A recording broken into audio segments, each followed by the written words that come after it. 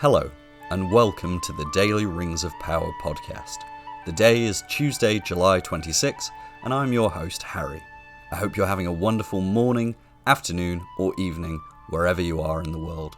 I know this is our first episode together, but I'm hoping over the coming days, weeks, and maybe even months, you'll tune in to hear the latest news, rumours, and speculation about the Lord of the Rings, the Rings of Power. Before we begin today's recap of the news, I thought it would be fun if we started each episode with a brief reading from the Professor's work, where all of this began. Today, our reading comes from Unfinished Tales, The History of Galadriel and Celeborn. The other tale runs so, that long ago, ere Sauron deluded the smiths of Eregion, Galadriel came there, and she said to Celebrimbor, the chief of the elven smiths, I am grieved in Middle-earth, for leaves fall and flowers fade that I have loved, so that the land of my dwelling is filled with regret that no spring can redress. How otherwise can it be for the Eldar if they cling to Middle-earth? Said Celebrimbor. Will you then pass over sea? Nay, she said. Angrod is gone, and Aegnor is gone, and Felagund is no more. Of Finarfin's children I am the last, but my heart is still proud. What wrong did the golden house of Finarfin do, that I should ask the pardon of the Valar, or be content with an isle in the sea whose native land was Aman the Blessed? Here I am mightier. What would you then? Said Celebrimbor. I would have trees and grass about me that do not die, here in the land that is mine. What a lovely passage of writing from the Professor there. I chose that excerpt because I think it nicely illustrates the themes of grief, loss, and preservation that the Rings of Power will be exploring. I also chose it because this podcast was very nearly called the Celebrimbor Breakfast Club. Alas, it was not to be. Now, without further ado, on to the news from yesterday. Hot off the heels from San Diego Comic-Con last week, we got another preview of a Rings of Power magazine feature, this time from Total Film. Gracing the cover of the magazine is a beautiful picture of Morfydd Clark's Galadriel, Benjamin Walker's Gil-galad, and Robert Aramayo's Elrond. While Gil-galad is looking about as happy to pose for a family picture as I usually am, it is an excellent cover that highlights the incredible detail on the costumes. While I encourage you to go and look at the images yourself, I do have one fun fact to share. The beautiful green costume that Elrond is wearing on the cover is the same outfit from his scene with Galadriel that we saw in the main teaser trailer. In that scene, you can see that there are Cirith runes emblazoned in gold on the shoulders. Our wonderful elvish scholar, Wizardway Chris on Twitter, shared that the visible runes translate to Endil, and has speculated the full inscription may read Eärendilion, which means son of Eärendil. Now, that may be speculation, but as we've seen from Elrond's other costumes, the show is clearly giving us visual callbacks to his lineage and specifically his two parents. As I've shared on Twitter, I believe the winged pauldrons we see on his silver costume are in tribute to his mother Elwing, and the brooch may be an interpretation of the Star of Eärendil. I love these little costume details. Thanks to Chris for this insight, and please do check out all their content on TikTok, YouTube, and Twitter. Along with the cover, we received some exclusive pictures from the magazine, courtesy of Games Radar. The first image is another look at the familiar scene of Gil-galad crowning Galadriel's company with golden laurels. There's not much to add here, but I will say how beautiful this scene is. Every time I see it from a different angle, I love it more. While I've often described this scene as having a Roman aesthetic, it also brings to mind the painting by Jacques-Louis David, The Coronation of Napoleon from 1806, which features the same golden laurel crown, and while it's a different setting, I do think there's some visual tie-ins here which I've really enjoyed looking at. Next up, we have a shot of Prince Durin IV, played by Owain Arthur, surrounded by a group of fellow dwarves. There are 2 points I'd like to highlight here. The first being that the guard behind Durin's right shoulder as we've seen in other shots, is wearing one of those beautifully carved yet terrifying masks. For those who may not be familiar, this is drawing upon a passage in the Silmarillion where it describes how dwarves would wear masks in the First Age that would both terrify the enemy and protect them from the scourge of dragonfire. I love that the show's costume designers are playing into this idea and giving us these visual callbacks to the earlier history of Middle-earth. A second detail is the way in which all these costumes, including the guard and those on the right-hand side, are all flecked with gold. It evokes the idea that the dwarf civilization is so bountiful with mining that the gold dust is inescapable, a lovely piece of visual storytelling. The third still is one of the gruesome orcs snarling in our direction. I really can't add too much here, except to once again praise Weta Workshop's incredible prosthetics and their designs.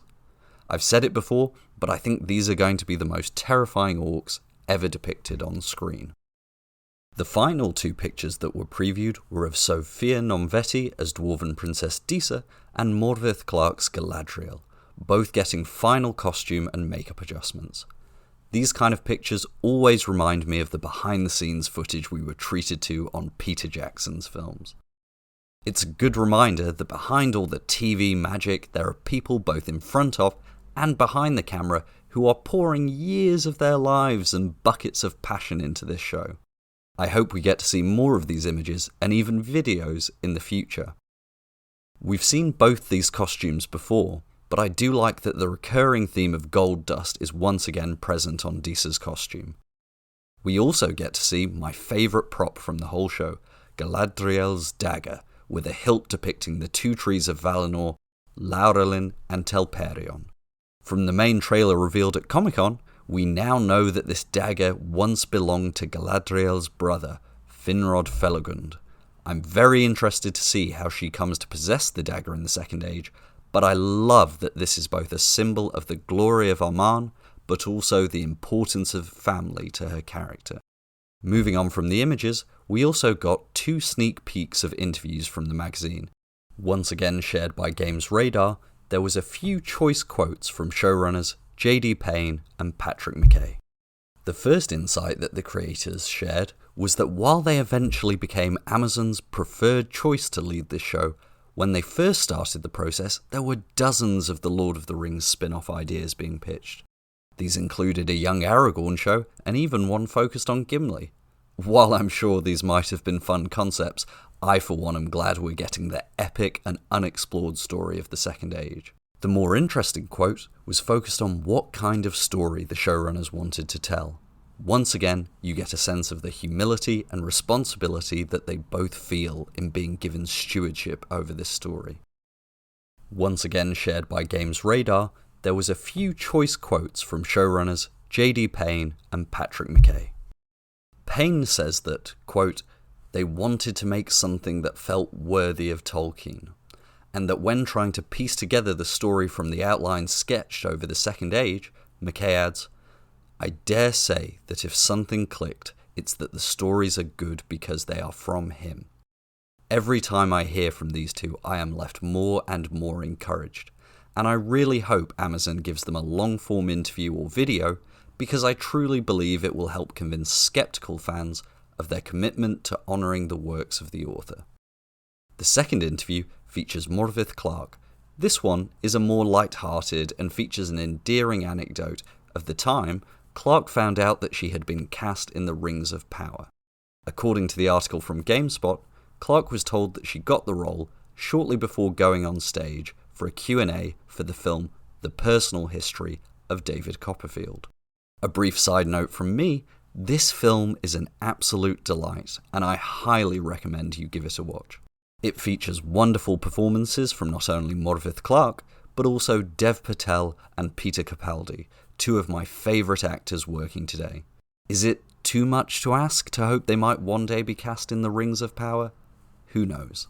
Returning to Clark's story, she explains that once on stage the overwhelming emotion of being cast in the show hit her and she had to leave the stage before passing out.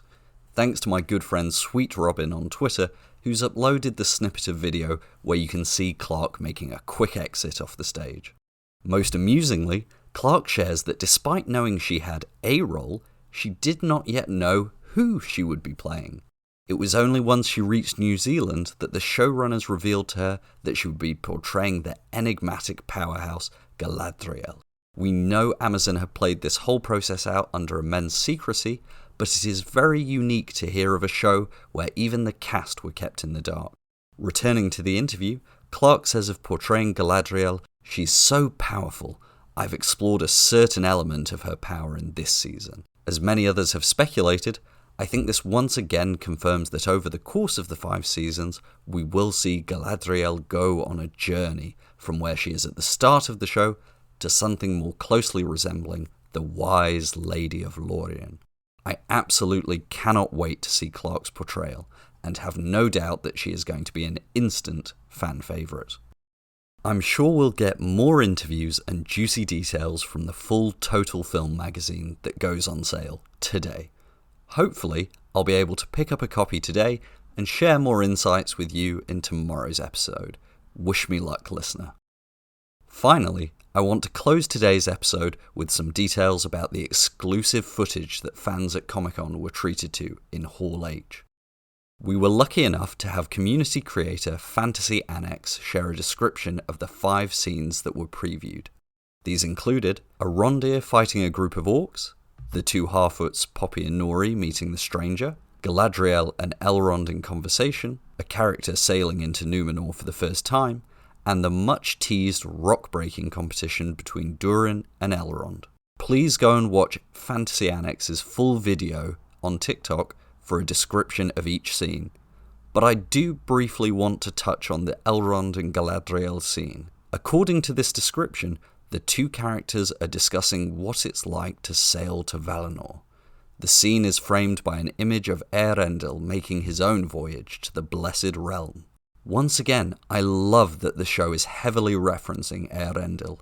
He is arguably the figure that the whole of Tolkien's Legendarium hinges upon. And it would be great to have that illustrated in the show, both through stories and visual imagery. More importantly, it's crucial to the understanding of Elrond's character to understand that he is an orphan. He has lost all his family, and where he goes from there, what journey he goes on to discover maybe his new identity, his new family, is going to play a crucial role across all 5 seasons of The Rings of Power. I'm sure I could discuss and speculate on all the hours of content that came out of Comic-Con, and we could be here for hours ourselves. Hopefully, in the future, we'll have time for just that, but for today, that's all we have time for. I hope you enjoyed this recap of some of the latest Rings of Power news, and maybe even found some of the ideas and thoughts interesting. As I said at the start, this is our first episode, and I hope to keep improving the content and format as we move forward. In future episodes, I'd like to take questions or topic suggestions from you, the listener. Let me know what you thought about the episode by leaving me a comment on Twitter. I want this show to be a reflection of the community, and so I'd love to hear your feedback, whether positive or negative. Thank you so much for listening. I'll be back tomorrow with more discussion of the latest news on the Daily Rings of Power podcast. Namarie.